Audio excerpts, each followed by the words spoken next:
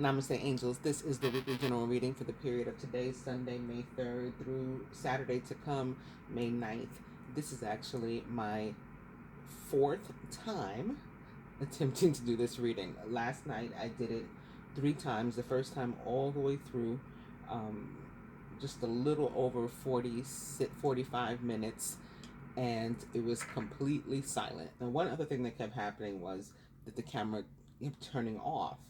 And I commented, I think the second time I was recording it, that that hadn't happened in some time. And, it was just really, I had talked about how there was often something trying to block me either from getting, processing and getting the messages up to you at all, or them being received and seen, by a lot of people. Sometimes they seems like they slip through the cracks, and I'm able to reach thousands. And but more often than not, there is some sort of block typically, and I had talked about that. And then all of a sudden the camera starts shutting off, and I commented on how that used to be one of the more typical issues I'd run into, but that it hadn't happened in some time. Well, it took me 3 times, third time's a charm. But on that third time, I finally was moved to actually play what had recorded. And that's how I learned it was silent. And I said, oh, maybe this is why I kept turning the camera off. And I kept being made to notice that the camera had been turned off. Because I was supposed to listen to it before and realize that nobody could hear a word I was saying. So hopefully that problem's been corrected. And you will hear this video that I'm recording now. I feel like I haven't done this in a while, although I was with you all, the collective that is, last week. I have been away from my my most loyal subscribers and viewers and supporters, Patreons this week. I normally am in touch with them like all day, every day, and haven't been much at all. One even looked for me on my Facebook page yesterday and asked, "Are you good?" And I really really appreciate that. And a couple others sent donations. I hadn't been around to ask for anything. Sometimes if I'm working on something specific, healings and stuff, which I did a lot of during this break. Um, for some people, I'll say, listen, I need help with this. Like, if you could, send some energy, because this is a lot. And I hadn't done that. And it's like the same way I was called to do these healings, people were called to check on me, people were called to send donations to help me to get it all done. And so I appreciate that. Really, really, really appreciate that. Actually, I didn't mention this before in the other videos, but um, it's been so crazy this week that Wednesday, Tuesday through Thursday, I was wide awake like 48 hours. Like 48 hours. No nap, no nothing. Now, for the most part, my daughters were too. But they did like nap and stuff in between. And finally, it was Thursday afternoon, probably around 4 o'clock. I decided, let me force myself to nap at least, because this is crazy. And I did, and I didn't wake back up until like 2:30 in the morning. Now, anybody that knows me knows that that was a hell of a lot of sleep for me. But it was just like I was just so wired and so committed to all the stuff that I was doing all week that I had been given the strength. I was literally wide awake for 48 hours, and I could have been wide awake for more. But then I was made to catch up on it. So yeah, Friday morning I didn't wake up until like 2:30 in the morning, and then from there I got back on like schedule. I just stayed up, from that time as if I had gotten up at 6 o'clock in the morning or 7 o'clock in the morning and it was a regular day. But that's what I've been doing, just like giving all my time and energy to um, healing and energy healings for other people, supporting families, helping people to break fevers, and taking breaks, I guess, or time for me um, to do nothing in the interim until it was all done. So it is all done for now. Pretty much I have one. Well, it's two readings. One person that I owe readings now. I owe her two readings: a past life and a current, mostly love life reading. And then that'll be it. Like all the client readings that I had, all that stuff, caught up, caught up, caught up. All right, so here we are.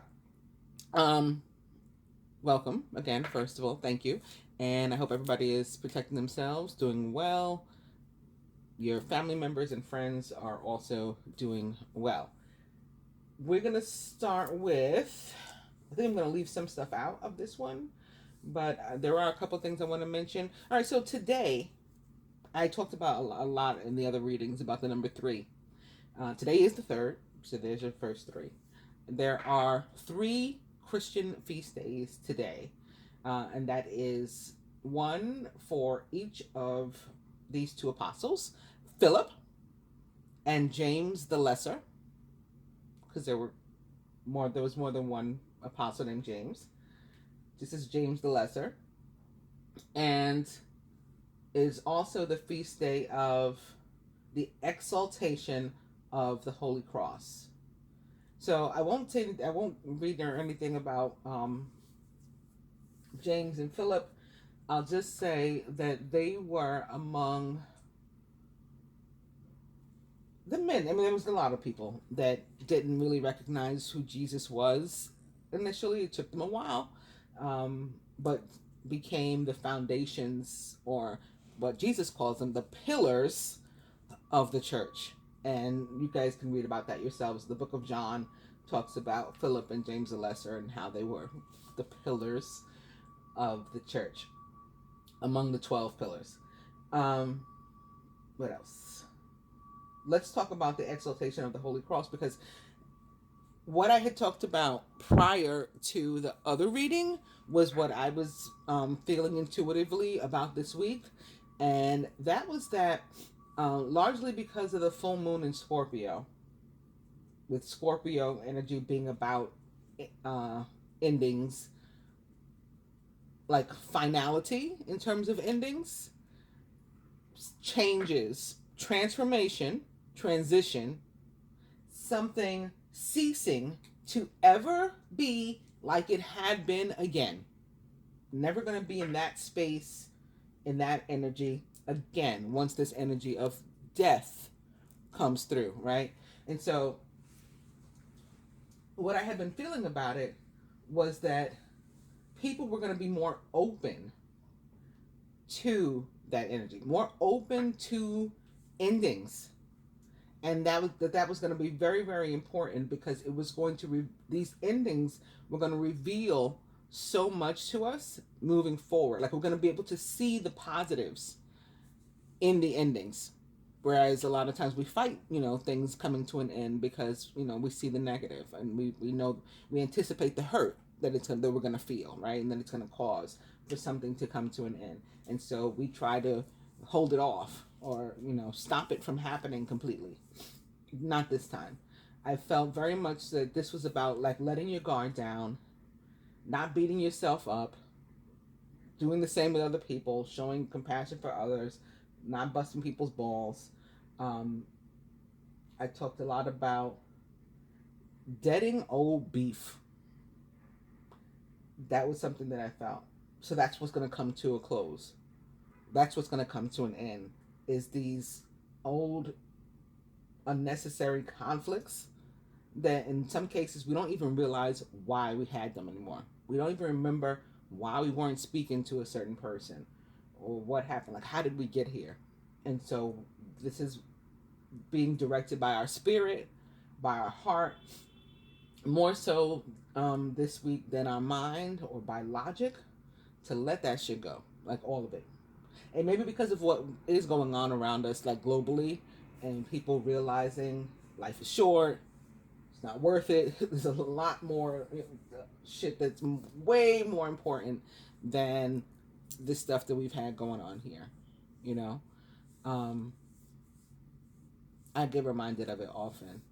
One of the people that checked on me this week, not in terms of my YouTube videos, but just in general, is a friend, male platonic friend that I have had for over 30 years, that I met through my ex-boyfriend when we were kids, when we were all like 14, 15. And the fact that, you know, he's going to be 50 this year and we're still friends, to me is huge. And it shows, again, how precious life is and relationships can be if we allow them to be. If we allow them to be, and if we don't let little inconsequential things get in between that. So that certainly goes for our deeper relationships, these soulmate relationships that many of us have, twin flame relationships that many of us have, where we find ourselves turning our backs on one another for things, when you, in hindsight, that really, really weren't important. So that was what I had seen intuitively. That is, in fact, what showed up in each and every card that showed up here. We'll see if that's the message again. I think it may be, where we're starting with death here. We got some Mary Magdalene here. So in terms of the apostles, like, I think everything is represented again. But we'll see. You know, but I definitely wanted to still give you that message for those to whom it applies. Because what's going on in the celestial system and in these other events on the Christian calendar, to me, are largely about that as well. Like recognizing our humanness, our humanity, and sort of, again, dropping down those walls and ego, humbling ourselves so that we can move forward. And in the two stories I'm about to read, because I started to not read them in wanting to get this reading to you, the overall reading to you finally. But in the two stories I'm about to read, you will literally hear about somebody who was unable to move forward, literally unable to move forward until they lessened their burden. All right, so let's hear. The first story is, again, a feast day that occurs today, and it is called the Exaltation of the Holy Cross. And for that, I've just gone to Franciscan Media, www.franciscanmedia.org. Early in the 4th century, Saint Helena, mother of the Roman Emperor Constantine, some of you may know who Constantine is. He's one of the people who mess with the Bible quite a bit, right? The oldest Bible currently known on record is from around the year 800, if I recall correctly, and is located in Ethiopia. That's where it's being held. But in around, no, so not 800. I don't remember when it was. It's 800 years prior. I think that's the 800 that I'm remembering. 800 years prior to Constantine messing with it is from when that Bible is. Yes, that's what it is. And he messed with the Bible. I think it was around the year 300, if I remember correctly. Forget about the times. You guys can look it up and verify. And this is all off the top of my head. All of the stuff that I'm telling you. Yeah. So that we're hearing this name. You guys may be familiar with him for that reason, if nothing else.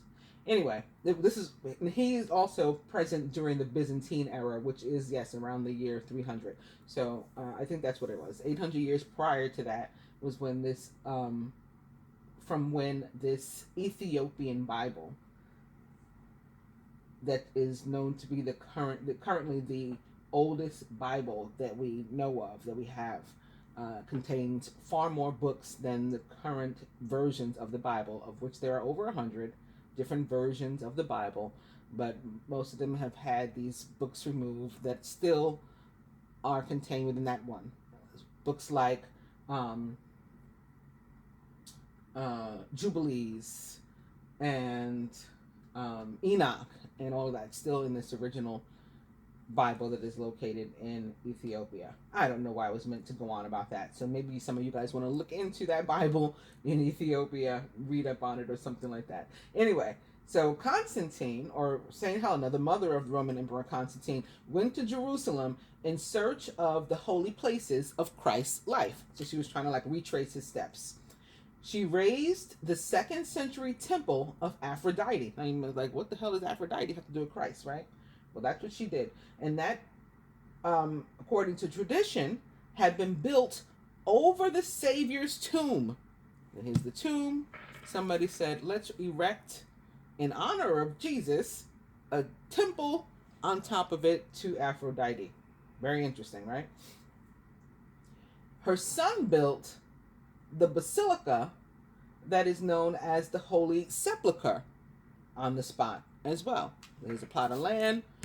One thing is going to be a temple, and the other thing is this other church, a basilica. During the excavation, so to clear the land, workers found 3 crosses. Legend has it that the one on which Jesus had died was identified when its touch healed a dying woman. The cross immediately became an object of veneration. At a Good Friday celebration in Jerusalem toward the end of the 4th century, they told me, right in the story, it was the 4th century, and I'm here trying to remember what year it was. Toward the end of the 4th century, according to an eyewitness, the wood was taken out of its silver container and placed on a table together with the inscription that Pilate had ordered placed above Jesus' head. That's that INRI. Then, quote, all the people passed through one by one. All of them bowed down, touching the cross and the inscription. First with their foreheads, then with their eyes. And after kissing the cross, they move on. Now, Catholics today will still mimic those movements.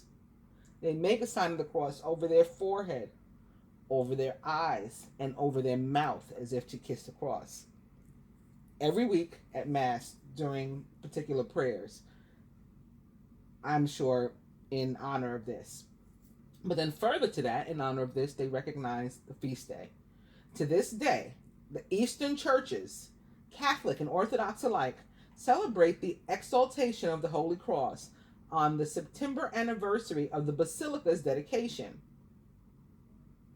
The feast entered the Western calendar in the 7th century after Emperor Heraclius recovered the cross from the Persians, who had it carried off in the year 614, 15 years earlier.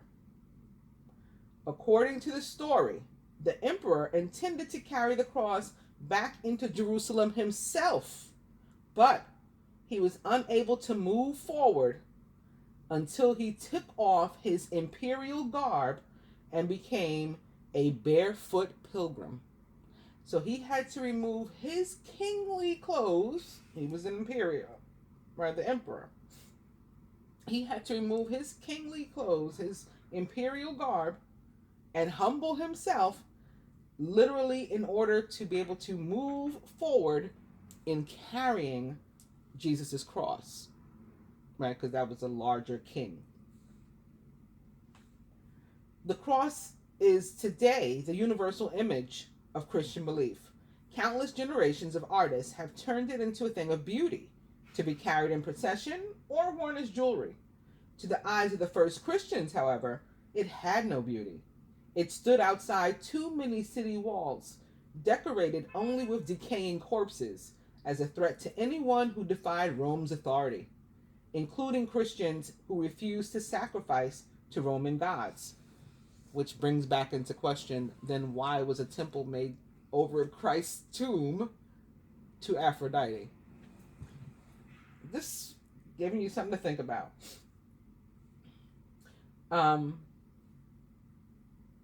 It seldom appeared in Christian art unless it was disguised as an anchor or the Chi-Rho until after Constantine's Edict of Toleration. The Chi-Rho is that Scottish cross. I think it's on their flag too, so you can look that up too if you'd like to know what a Chi-Rho is. It's spelled CHI-RHO.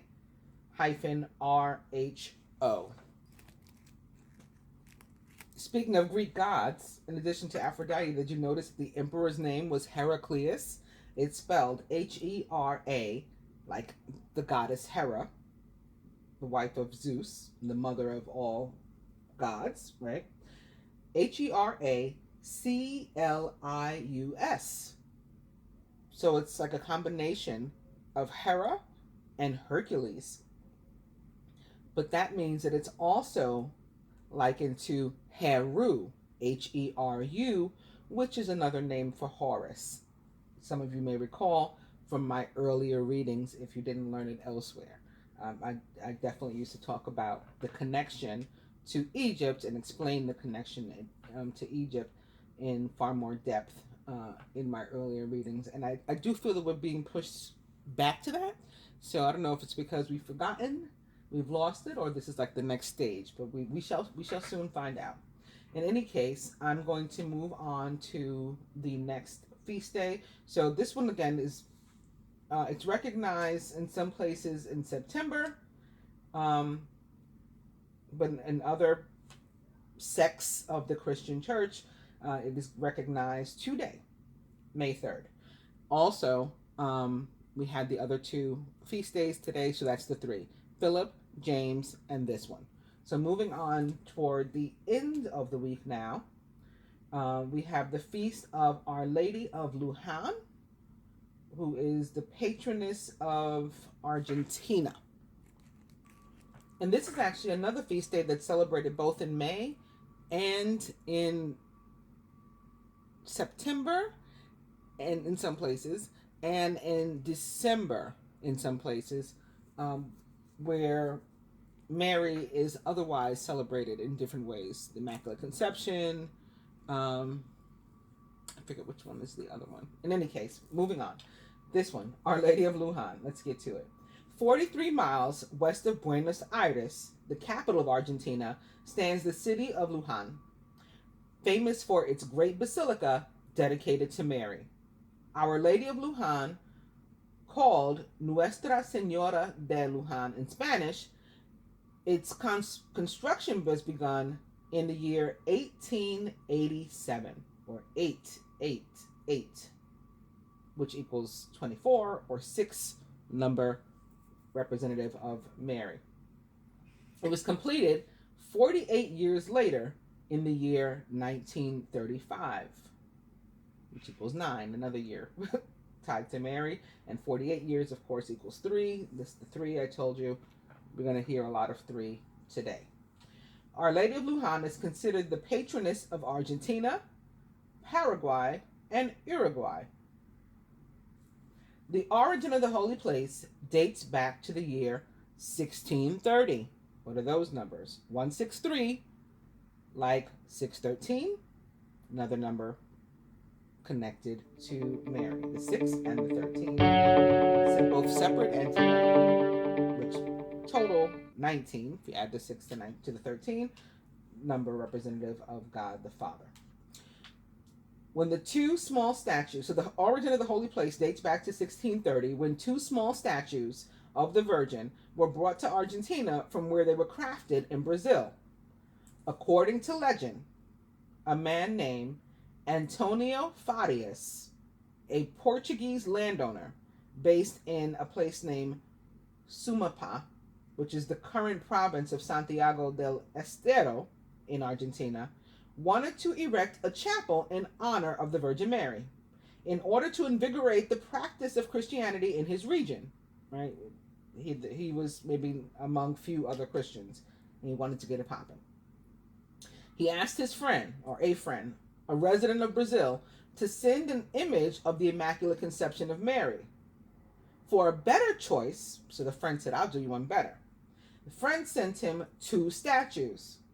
When the statues of the Virgin arrived at the port of Buenos Aires, they were placed in 2 boxes and, along with other cargo, put on an oxen-pulled cart. To me, the oxen is important too.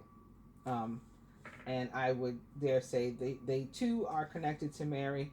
Some of you also may be aware or recall that on my page, in my featured pictures, I have the words ox written in the sky in clouds. And that came to me. That was from Mother. Now you can call her Mother by the name of Mary, Earth, Gaia, however you want to call her. It was very clear to me that it was she, Mother, who was gifting me these words, ox in the sky, which is sort of like a tagline of mine. I always say to people, ox, and it means hugs and kisses, but most people say XO, and I've always said OX. I've always said ox. So anyway, I was sitting in what I would have thought was a landmark, but I guess it wasn't because it's been knocked down since.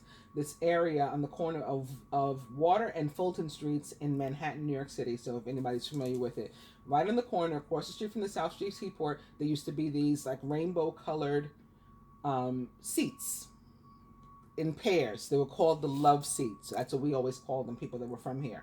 So it would be like 2 red chairs together, then 2 blue chairs, 2 yellow chairs, and they were all like these in these rainbow colors. I was sitting there, and I don't even recall why, but I had stopped there, and I was made to look up, and as I did, in the sky formed the words ox, and I had enough time to even take a picture of it, and I have shared that picture in my featured pictures on Facebook, like I said, on my Facebook friends page. Anyway, the items were placed in with other cargo that was all being pulled by oxen, so cows basically. After 3 days of travel, the cart halted overnight by the town of Zelaya, near the present city of Lujan. So they stopped for a break. The next day, however, the oxen were unable to move the cart. The oxen were changed, and most of the wagon's contents were unloaded, yet the replacement oxen still were unable to pull the wagon. Then someone noticed that 2 small boxes had been left in the back of the wagon. Upon inspection, it was found that each of these boxes contained a different statue of the Virgin. One represented the Immaculate Conception, and the other was of the Virgin holding the baby Jesus. First, the box with the statue of Mary and Jesus was removed, but the oxen were still unable to move. However, when the box containing the statue of the Immaculate Conception was also removed, the oxen proceeded easily. The assembled witnesses were astonished, and so they decided that the statue of Our Lady, or both the statues of Our Lady, desired to stay there. They didn't want to go any further than this city of Zelaya, near Lujan. They wanted to travel no further. The statue was transferred, or the statues, I don't know why they started using, just saying the statue without an S, was transferred to the nearby home of a man named Don Rosendo Ormas. And he built a rustic chapel for them, or for it, they keep saying. In the year 1763, the statue was moved to a larger shrine in the city of Lujan, and its final sanctuary was completed in the year 1935. In 1930, which equals 13, 1935 is 9, by the way, which is another number of Marys.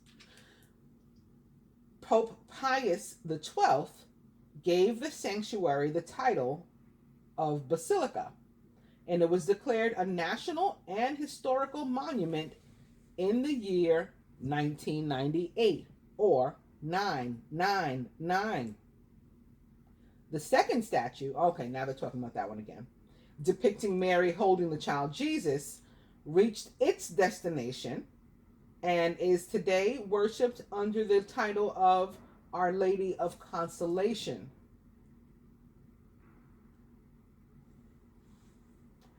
The two main towers of the basilica are 106 meters tall, and the interior is done in a French Gothic style with beautiful stained glass windows. The terracotta statue of the Virgin is only 2 feet high, or 38 centimeters, and has a pure gold crown, which is set with 365 diamonds. So it's 2 feet tall, but in this crown, so if the whole statue is 2 feet tall, the crown can't be any bigger. I mean, how big is the crown going to be, right? How big is her head? Whatever the size, somehow they still managed to fit in it 365 diamonds, rubies, emeralds, and sapphires. Also, 132 pearls were placed in there, and a number of enamels depicting the emblems of the Archbishop and the Argentine Republic. In 1887, in order to prevent its decay, the statue was given a solid silver covering. It is normally clothed with a white robe and a sky blue cloak, which people know Mary to be depicted that way typically as well. Even Isis on the High Priestess card in the tarot, in the Rider-Waite tarot, is wearing a blue and white robe and cloak. These being the colors of the Argentine flag. They're also the color of Mary, that depiction of Mother. The papal coronation of Our Lady of Lujan by Pope Leo the 12th took place on May 8th in the year 1887. So 5/8, which is 13 or 4 or 11/11, in the year 1887, which is 888 or 24 or 6, representative of Mary. The end. With the moral of both stories being, you can't move on until you get rid of all that shit with you. You ever heard the expression, you got some real shit with you? Doesn't necessarily mean that you're carrying literal stuff, although these people were. It means like some bullshit, like it could be ego again, pride, negative emotions, things that are blocking you from moving forward. So the idea here, again, of the moral of the two stories, at least in my opinion, is until you let that shit go, you will not be able to move forward. And that's what this week is about. The very strong energy of death that's coming in, that will remain with us for about 1.5 years, because that's how long these transits of the true node last. And it's in conjunction with Pluto being located in Capricorn, which is also going to be pretty lengthy, and also being retrograde right now. Pluto has gone retrograde, and I think Jupiter also located in Capricorn currently. And because of these things, we're going to have, like I said, this energy with us for several months, up to as long as about 1.5 years, I think. Beginning this week, this sort of death that's coming that we need to accept. Change is coming, transition is coming, transformation is coming, and you can move along with it, with the energy, and let it flow organically, and you can flow organically into your next phase if you put your shit down, right? Get rid of all that shit with you. You're going to be able to move forward.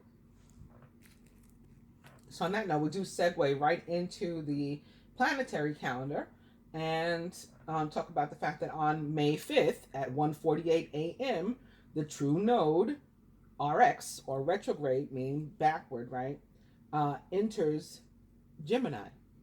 So it leaves Cancer, which is the sign after Gemini, and comes back. It's my understanding. Somebody can correct me if this is incorrect, because I didn't read it or whatever. Just came to me. My understanding that the RX, again, is about the fact that the nodes have begun to go counterclockwise. So what the nodes are all about is the orbit between the moon and the earth. And I guess when an event occurs, being that energy beginning to go counterclockwise, the nodes do as well, right? That these are not planets. These are not. It is just about the moon and the earth. So, yeah, it is going backward right now. Again, leaving Cancer, coming into Gemini. So I think that that's why it's written this way. True node RX enters Gemini at 1:48 a.m. on May 5th. So 5/5, Cinco de Mayo. Also, on May 7th at 6:45 a.m., again, the full moon in Scorpio occurs. That's going to be at 17 degrees Scorpio. So we've heard a lot of the number 8 this week too. 17, of course, equals 8. And so that's the event. We'll try to do a separate reading for that full moon, and maybe one in conjunction with talking about the true node in Gemini too. We'll see. In the reading that I had done all the way through prior to this, which again, the whole thing was about 40 something minutes, and I feel like I've been talking that long this time, so maybe I talked a lot slower. I don't know.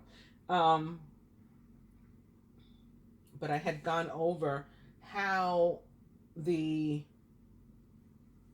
true node moving into Gemini was going to affect each sign individually. All right, I won't do that part. Let's get into the dice. So we're beginning with the dice have changed, and this is not the same stuff that I started with before. 29, which is all about spiritual partnership of different kinds. It doesn't have to be romantic, but it certainly can be. Weekend away. Maybe taking some sort of break. And yes.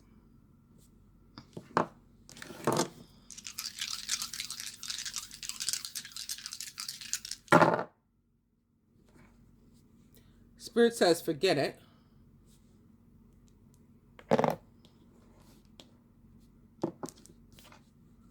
Spend money, which did come up. And dirty movie. So dirty movie for me is always about like communication.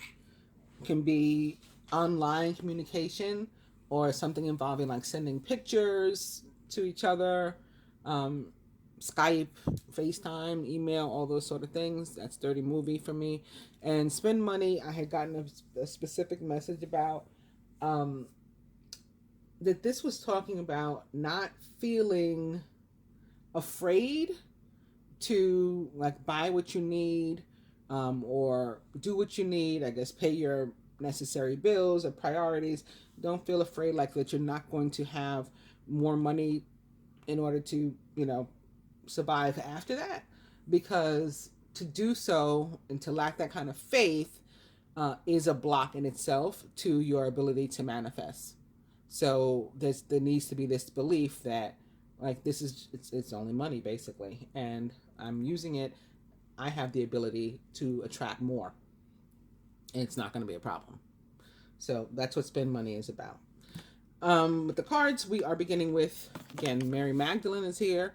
Teacher Awakens. It's a very Hierophant slash hermit kind of card for me. Has that kind of feel to it. You have something important to share. Follow the inner call and don't let anything stop you. So this is kind of like what I was talking about in the beginning when I said I felt like I had been called to maybe step away from my read. Like I had to choose a priority in the moment. These healings or, you know, readings. And I followed that call, or what I felt was the call. And like I said, I feel like other people did the same in my regard by, you know, reaching out to me, by sending donations, and in any way that they, you know, thought about me and sent me positive energy. It was very much appreciated, but I feel like they were answering a call.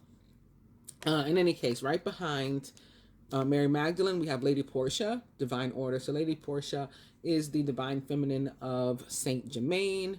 The two of them together of the keepers of the seventh ray, which is a ray of healing too. The Lady Portia, Divine Order. This is a very justice-like card for me, right? Things need to be right, made right. Maybe we might have the power to make something right, to right a wrong, or to fix something that we recognize is out of place or is holding us back. So like recognizing that the statues are in the cart and they're what's holding us back, and we can correct that by removing them from the cart so that we can move forward. Do what you feel is right. An important lesson is unfolding. Then we have Mercury. So here's this Gemini energy, right, in the true node. Open communication, which is very much what the true node moving into Gemini is going to be about.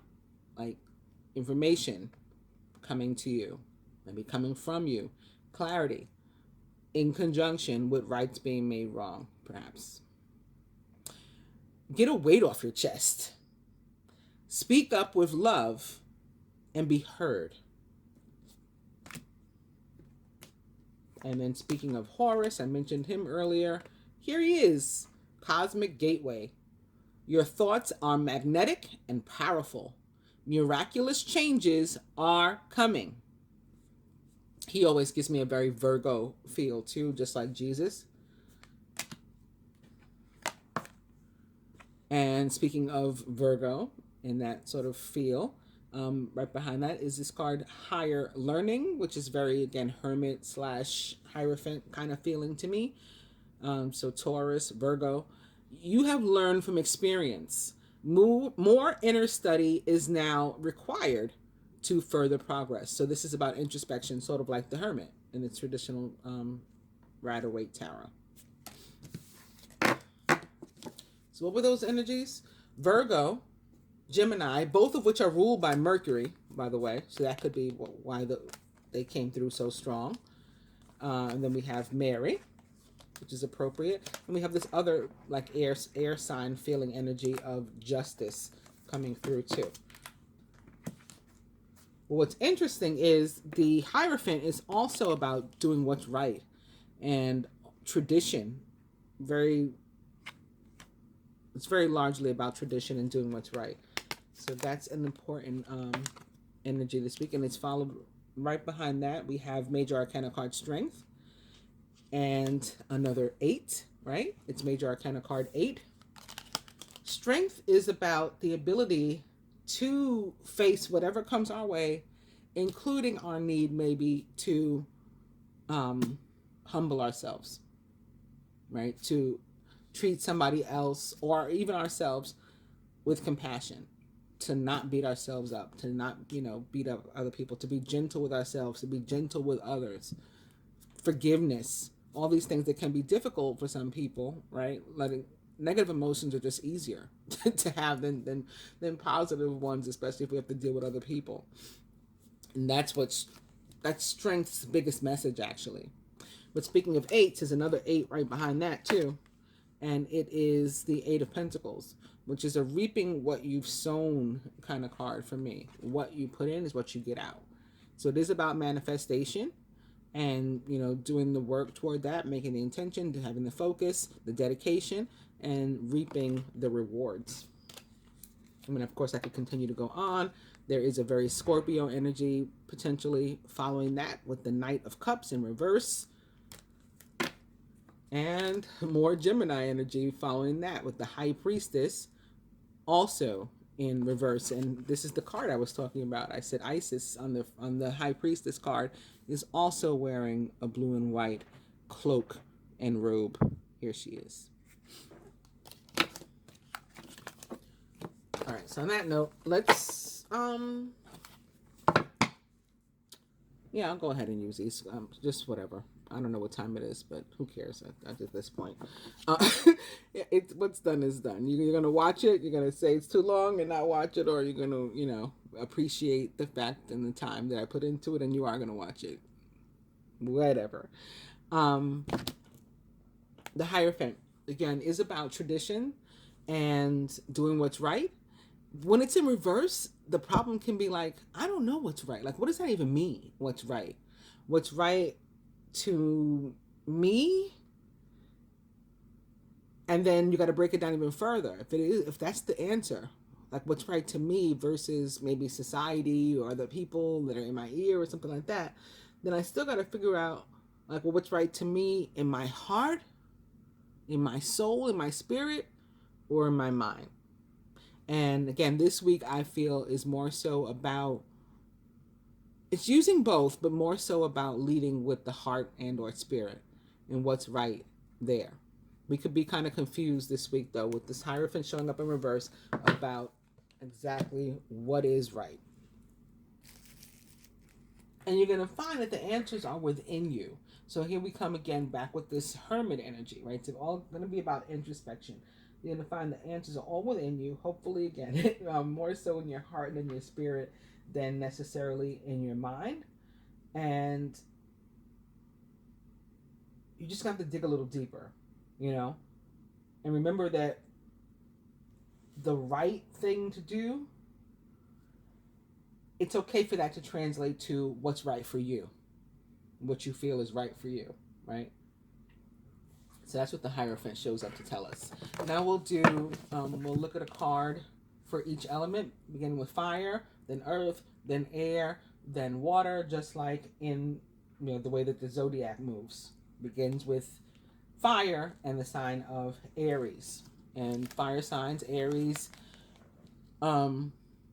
Leo, and Sagittarius. Your card is the Queen of Cups in reverse. Now this Queen of Cups, to me, always, it's because of this here that she's holding, and it's another white and blue robe, by the way, so more of this mother energy. And what she's holding here is said to be a depiction of the Ark of the Covenant, also located in Ethiopia. So maybe there was reason. Again, there's always reason. I sometimes don't know why I'm saying certain things, but there always turns out to be a reason. So maybe some of you are meant to look deeper into this, into Ethiopia and the original Christians and the Ark of the Covenant, perhaps. That's said to be there too. In any case, with these angels, and these are their wings on either side here. And to me, this is just always, it's reminded me of like a lobster or a scorpion, right? And these are the angels are like the claws. So I always see Scorpio when I look at the Queen of Cups in the Rider-Waite.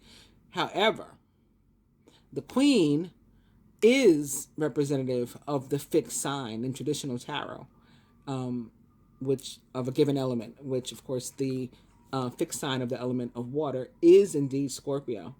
So this is very much their energy, but can also be representative of Pisces, Cancer, or, a person of any sign likened to the traits and attributes of water, at least in this time and moment. But I think that this is more so showing up, although the Queen of Cups or any court card can very much be representative of a person in your life. They're not necessarily a water sign, although of course they can be. I think more so because of the full moon in Scorpio is why we have this Queen showing up, why this energy is upon us. And also, again, perhaps because Pluto, one of the rulers of the sign of Scorpio, is retrograde as of last week too. So the Queen of Cups in reverse is, awesome, just like the Queen of Cups upright for the most part. She's still one of the most loving cards in the deck, or represents, the most love. Very matronly, motherly. Maybe that's why she's wearing the blue and white robe as well. Do you see that? Literally a blue and white robe and cloak. So it's again about not being too hard on yourself and or other people, showing people compassion, love, forgiveness, and maybe in the face of change and transition, she can often be in reverse, this person that feels very like burdened, put upon. You know that saying, being put upon, burden. So again, it's about letting go of the shit that you're carrying, like those burdens, in order to move forward, and maybe in this case to flip around. Right? She's gone kind of counterclockwise too. That's why she's backward. But if she moves forward, right? We start out upside down. If we move forward, then we end up right side up.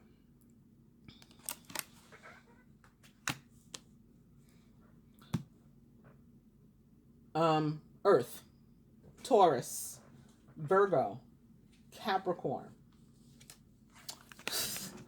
Your card is Major Arcana card Death, which is definitely Scorpio. It is card number 13. So it's another one of the numbers that we just heard about quite a bit during our reading.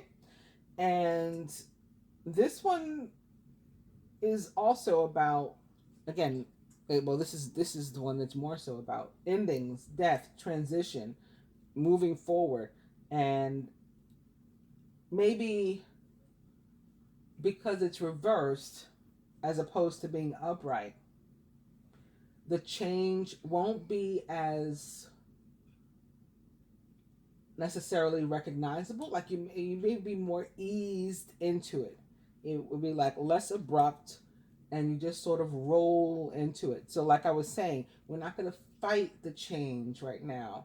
We're just going to move with it organically. We're just going to drop the shit that we've been holding, that's been keeping us from moving forward. Not try to, keep holding on to it anymore.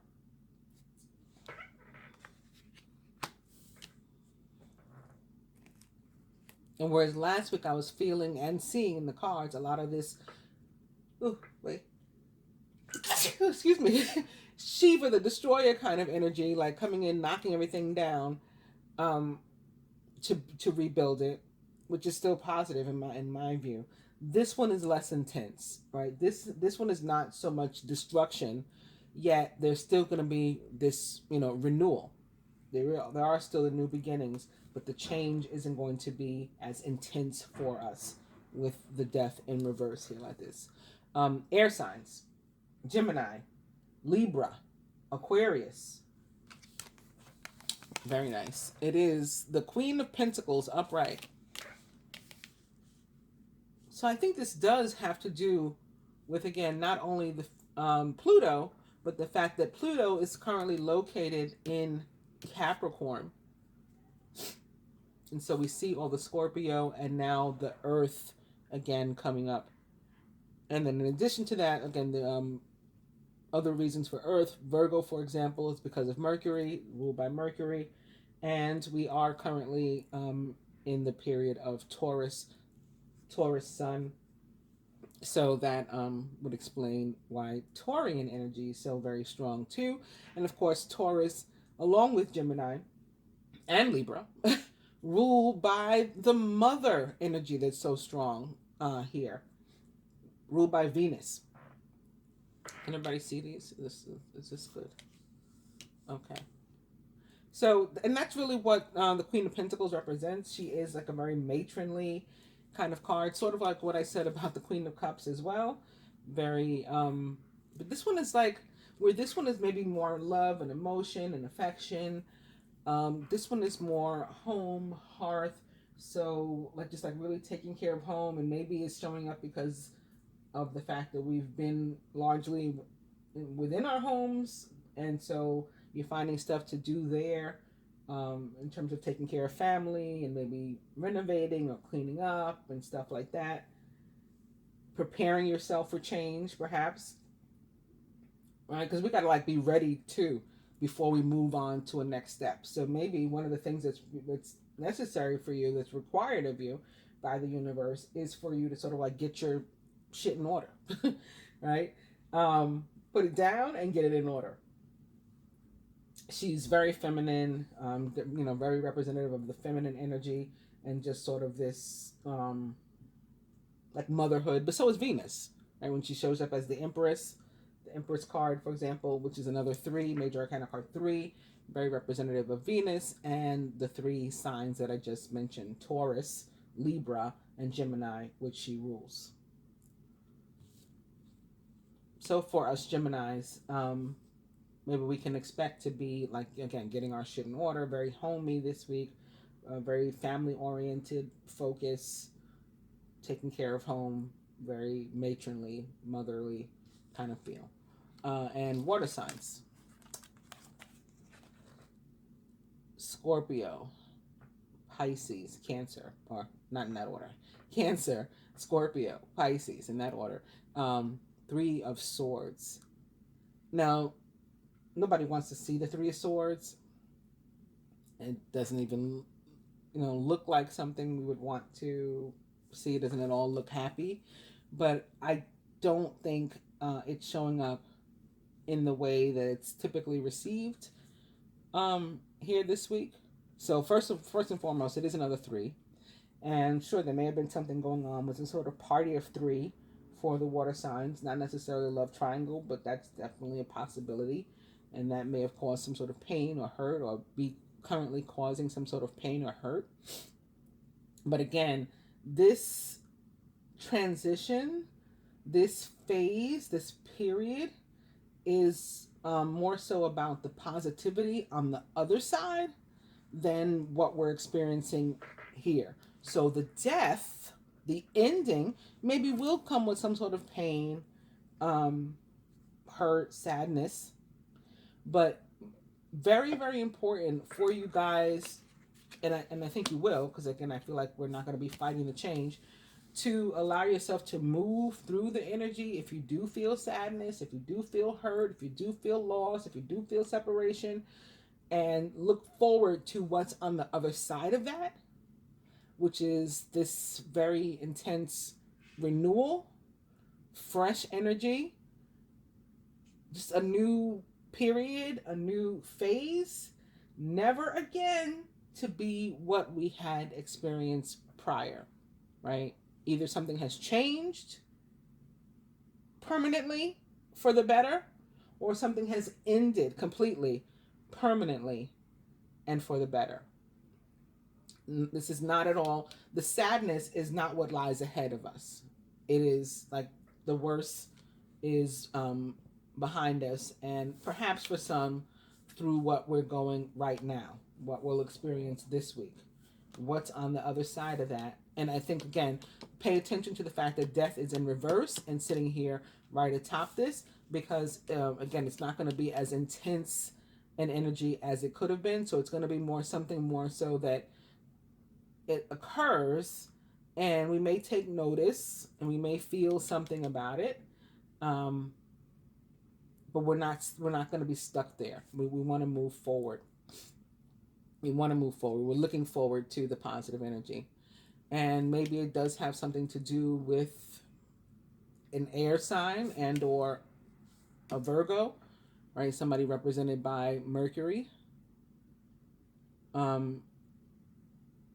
And where it doesn't have to do with like people by these signs, that identify with these signs or are identified by these signs, then I think, again, it's representative of what's going on in the celestial system, and the fact that somebody by, a person by any sign is going to be very strongly affected, regardless of your sign, of the full moon in Scorpio, of the true node moving into Gemini.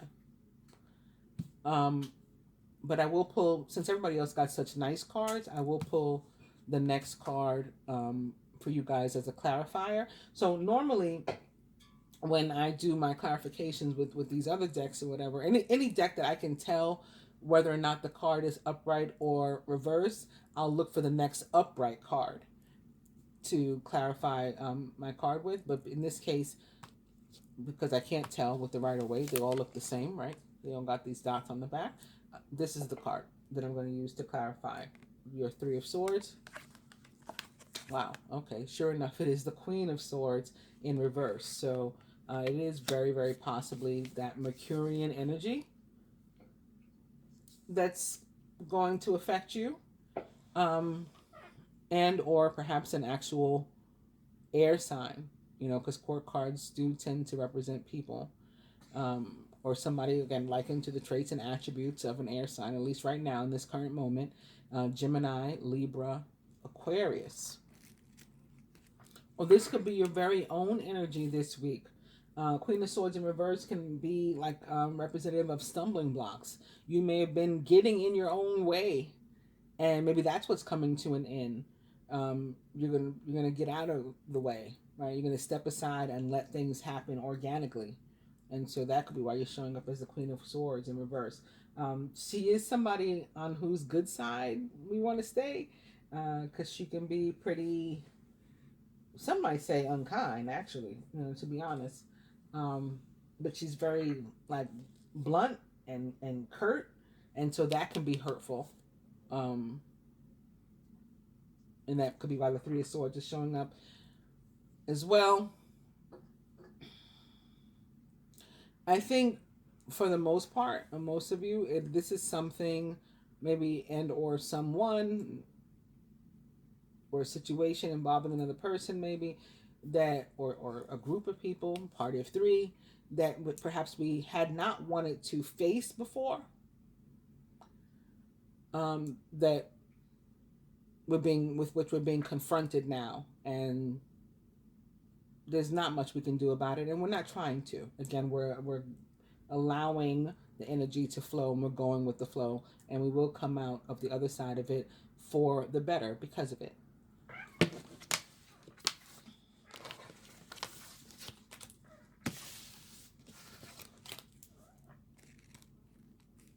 That could really be a complete reading, and again, it's probably long enough to be a complete reading, but I don't know, I'm tempted to still look at some of these, maybe because we have another major arcana card, Death, here.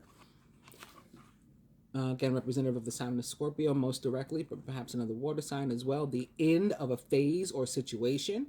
Spiritual transformation. It's just time to move on. So this is admitting that, and where we've made some sort of decision in that regard to move forward, we're doing so and not letting anybody change our mind about it, right? Doing what's right for us, standing our ground, and remaining strong in our beliefs about the way stuff is. Defend your beliefs and decisions, stand your ground, but choose your battles wisely. So again, there's an end to this energy of like wanting to fight everything too. Again, perhaps involving an air sign, maybe most specifically a Gemini, and or the planet Mercury, right, is affecting you. And this move into the North Node, the Gemini North Node this week, is affecting you. The Page of Air or Page of Swords is logical, honest, impulsive, and curious. Challenging information, delays or changes to plans, and truth delivered without tact. So this is what I meant. Like, she could be the Queen of Swords in reverse can be very curt, very blunt, very matter of fact, and that can be hurtful sometimes. So that may be what some water signs experience. But again, I think for some of you, you're experiencing that not at the hands of another person or necessarily an air sign, but that's your energy. Like, you're just facing truths. You're realizing maybe that, again, you had been standing in your own way. Or perpetuating something that was holding you back, and so you're facing that is what hurts or what is hurtful. But we're going to move beyond it, right? It's the end of that kind of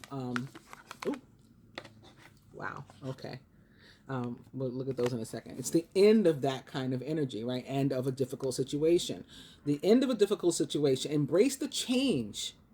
So again, this is looking forward to the change, looking forward to the transition that death is bringing us, that the Scorpio energy is bringing us. And expect things to get better now. So we're not like moving through a time of hurt and pain for things to get worse. That worse, as I mentioned, is behind you. And the good times are ahead. Somebody may even be recovering from an addiction. That could be what's coming to an end as well. Some sort of toxic situation, whether it's actually substance abuse or some other kind of addiction, maybe toxicity in a relationship, or addiction to a person or something like that, that was unhealthy for us. And then we have more of this major arcana card 2, High Priestess energy, most directly for me at least, representative of the sign of Gemini, and also in traditional tarot practice associated with water signs too. Listen to your intuition, have patience, and consider carefully what you want before acting.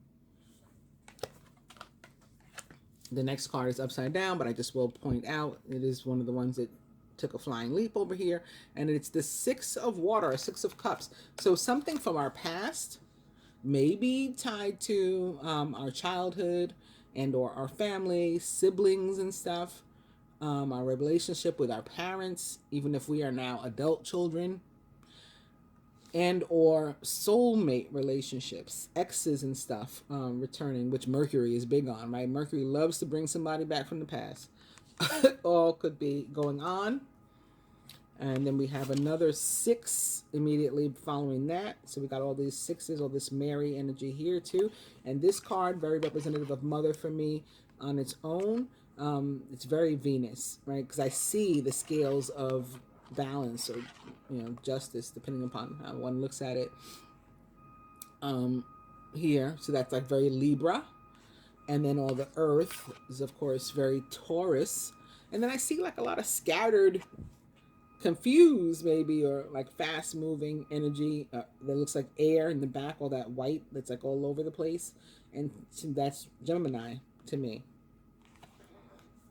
So speaking of 6s and 8s, I mean, I could do this forever too, but is another 8. It's the 8 of Water, a desire to move on, the search for something more meaningful, and spiritual and emotional growth. And that, I think that's definitely what's happening right now. And yeah, like I said, we can just keep going. The 9 of Water, dreams coming true, wishes being granted, prayers being answered. So, this is manifestation happening. Your wish comes true, concerns fade away, you have a love of life. And how? How so? Because new beginning, right? The Ace of Air. So it's a new beginning, or Ace of Swords, new beginning on the heels of difficulty, or that, and maybe even a couple more stumbling blocks ahead of us. But the worst is behind us, and we're going to get this fresh start. And I think that's what we've seen through the cards. And then lastly, I'll just stop here with this water energy. Major Arcana card 7, the Chariot, which is all about movement, travel, moving, like literally and metaphoric, and also victory, like the Ace of Swords is. The Ace of Swords is also a card of victory, truth, finding out information. An important achievement, self-discipline and willpower, public recognition. Public recognition can mean like, let's say somebody was gossiping about you, and so that was done out in public in front of other people. Now what will be done like out in public is the clearing up of the matter, like people finding out that it was all crap. It's really like this, what's done in the dark comes to light sort of thing. The truth comes out sort of energy when you see like the Ace of Swords and the Chariot together.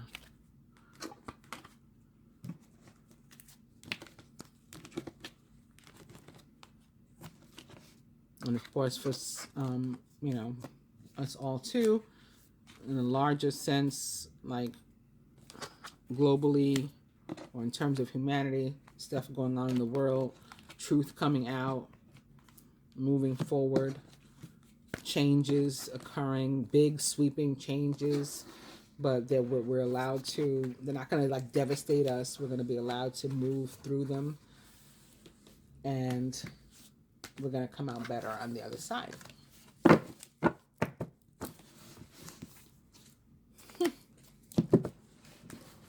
That brings us to the 2 of Water, or 2 of Cups, which is the card with which I had begun when I originally did this reading.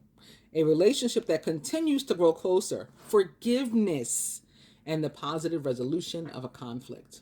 So we're still on theme. The cards and energy still showing up, remaining the same. That's what this week is about. So we'll do a quick spread. Crowning the masculine this week is Major Arcana card 14, Balance, which is representative of the planet Jupiter and the sign of Sagittarius. So Sagittarius, when Gemini moves into the North Node, Sagittarius moves into the South, because Sagittarius is the mirror sign of the sign of Gemini. And again, I think also that Jupiter may be Don't quote me, but I think Jupiter may also be located in Capricorn right now too. The need for balance and moderation, cooperation and compromise. Wait for perfect timing. This is about setting aside differences. This is about being, figuring out how to work through our differences, how to work together despite our differences, how to move forward, how to collaborate. It's also a major energy of healing, restoration, recovery, being made whole. So, Sagittarius could be particularly significant as well. Surrounding the masculine, the 10 of cups, a contented and rewarding family life. Your emotional and material needs are met, and you have trustworthy relationships. So this is about just like feeling like you don't need anything else. Like, I got my peoples here and I'm good. Even if this is like one other person, you just feel, the idea is about feeling surrounded with love. And even if you're by yourself, it's about feeling surrounded with love, and maybe even being compelled to reach out to people, to tell them, show them, indicate how you feel about them, right? And that is, of course, love.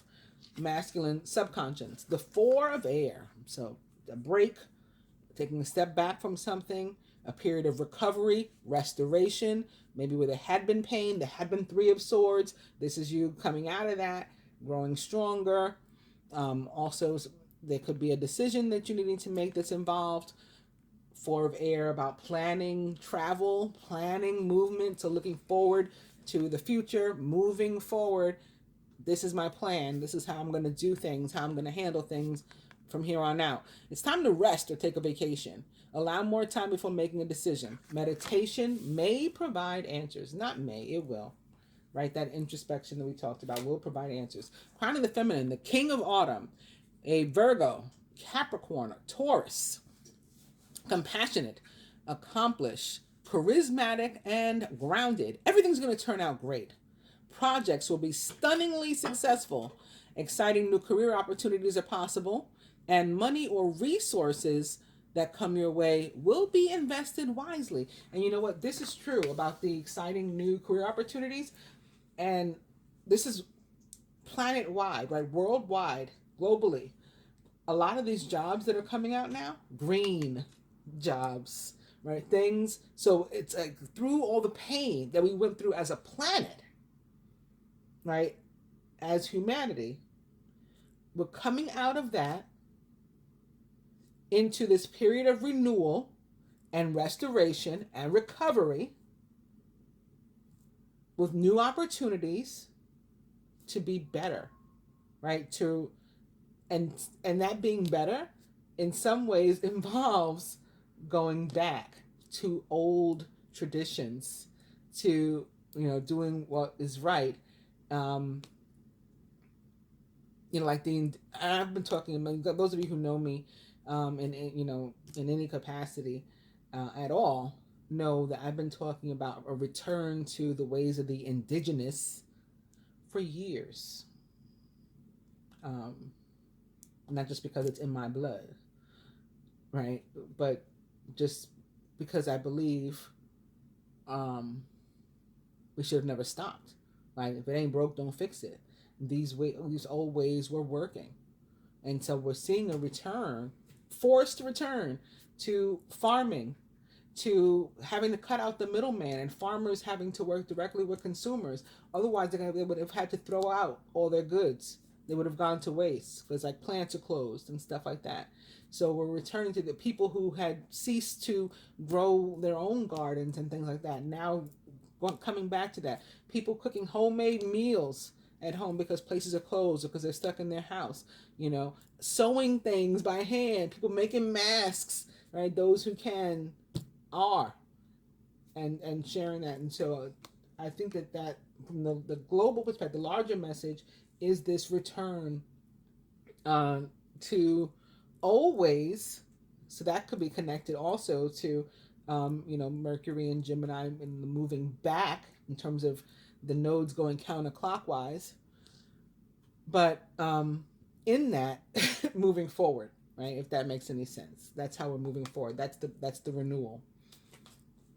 Feminine surrounded by some worry still associated with it. Yeah, I really think that in large part, and on an individual basis, it is like the fear that we're facing moving forward, like fear of the unknown. What's going to happen now that the company I work for has gone out of business? Well, you're going to get a job at another company. Maybe you get to work at home permanently, right, from here on out.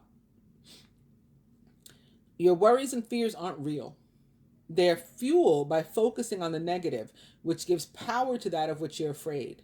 Stop worrying, let go of fear, and everything will be okay, right? Let go of the shit you got with you, the negative emotion. Fear is a negative emotion. So you drop that. It's another 9, by the way. Just point that out. I also think that message I saw with the spend money is coming out here, right? There's fear of material and or monetary wealth or abundance, probably fear of not having it, and a reminder that that's how you end up not having it, is you manifest not having it by focusing on not having it. But if you focus the other way on the fact that you're able to attract it to you, you will. Feminine subconscious, another King of Earth, King of Pentacles. So we're crowned by one and we're rooted in one. And all that's in the middle is our own fear that's not real. Or it's not based on anything real. It's not based in reality. It's a figment of our mind. Generous, professional, responsible, and practical. A successful time. Confidently accept opportunities you're offered. You have the Midas touch. So I also talked in the beginning about, and in the reading that was silent, about not missing an opportunity to dead old beef. That's going to be one of the opportunities that comes up, right? To allow old conflict to come to an end too. Crowning, maybe with one's father, or like a father figure type. King of Pentacles for me is often like this stable, successful family man kind of energy, or like a boss, somebody that knows, that's like older and wiser than yourself. So it could be like that sort of father figure energy. Crowning. It's another 8, and it's another card that's about unnecessary fear, or like self-imposed fear. The 8 of Air, 8 of Swords. An illusion of being trapped. You're not really trapped. It's an illusion of being trapped. Also a lack of self-confidence and being afraid to take action.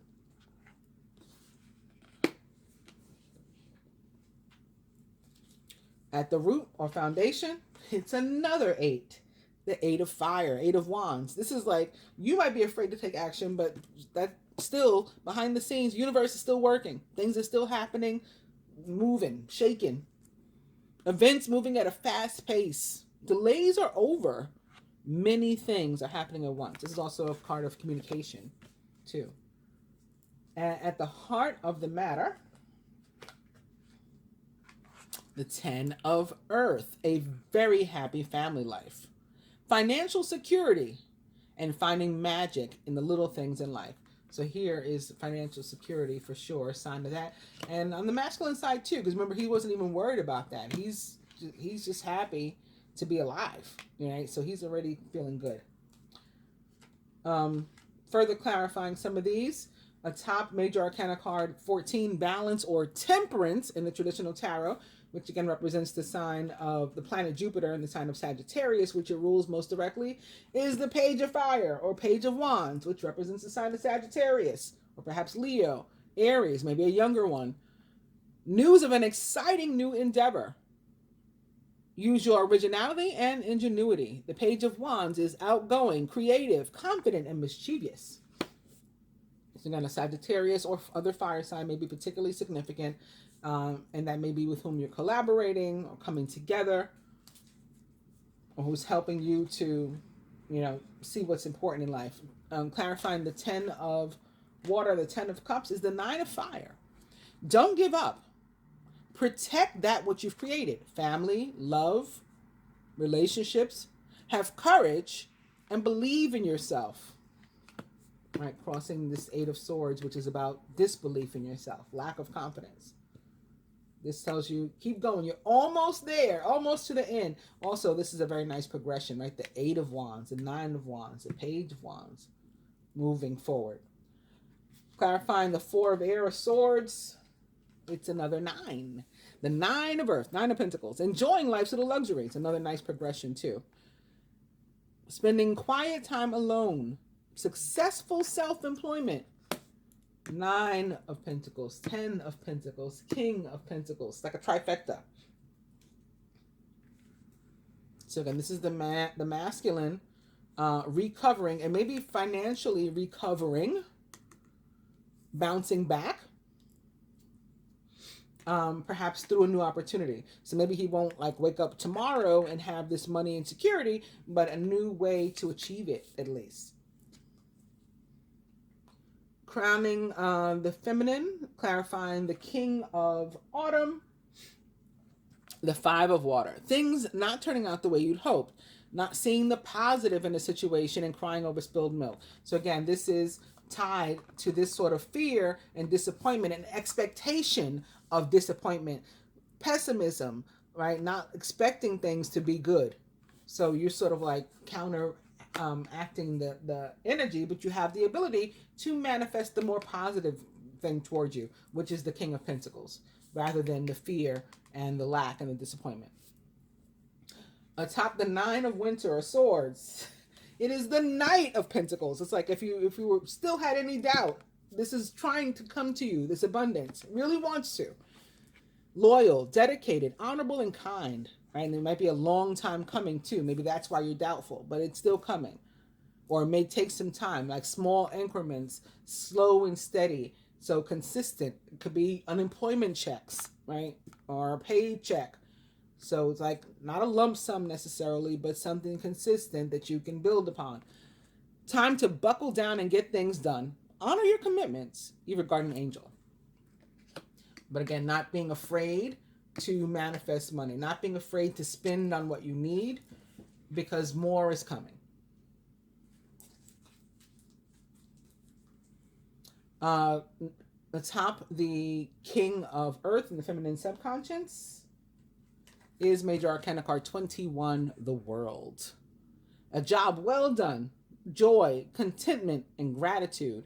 The path toward enlightenment. So I think that the world, on one hand, again, is kind of literal, and it's about what's going on in the globe.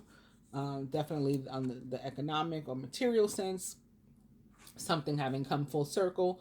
There's recovery happening, the end of the difficult phase, moving into, and not abruptly, like with the Tower, or with death upright, but more death in reverse, and moving into a new phase. Nothing's going to be the same again, or that was involved in the situation will be the same again. It's completely fresh energy that's coming, but we're being eased out of that and eased into something better when the world shows up. Top the 8 of Air, 8 of Swords here. New beginning. Maybe afforded to us again by this fire energy, perhaps by planet Jupiter, which is the planet of karma, the planet of luck, the planet of growth, the planet of expansion. That's who's giving us the opportunity. An exciting new opportunity at that. Career advancement. Change your life now. Move with the changes that are happening around you. At the root, atop the 8 of Fire, 8 of Wands, the 7 of Earth, 7 of Pentacles. Again, it's part of this transition, this progression, very positive progression. Seeds well planted. A temporary pause in action, so it may seem like nothing's going on, but any worry is unnecessary because you've already done, or the what needed to happen has already been put in place. That's why it's here at the root. And from this, all this other stuff is coming. And again, lastly, at the heart of the matter, it's another Queen of Air, Queen of Swords. She is independent, experienced, realistic, and witty. Objective decision-making, clearing away all that no longer serves you, and seeing the humor in a situation. So again, she's also known as the feng shui queen. She is about getting your house in order, as they say, getting your shit in order. It could be literal. Again, remodeling your home, cleaning up, being very matronly, whether you're male, female, masculine, feminine. That's the energy of the week. Further to that, for each archetype, you know what? Let's get one from each deck.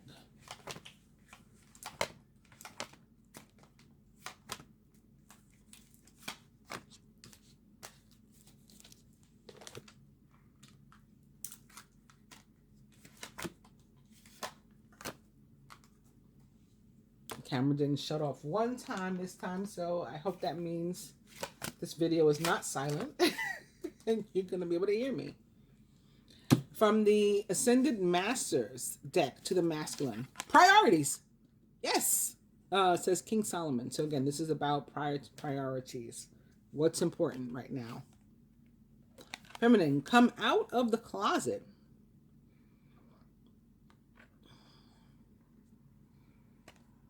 For some, this can be literal. I've definitely had that happen before. In terms of what come out of the closet means to most of us. But for the most part, this is about, like coming out of the dark. This is coming into clarity and information.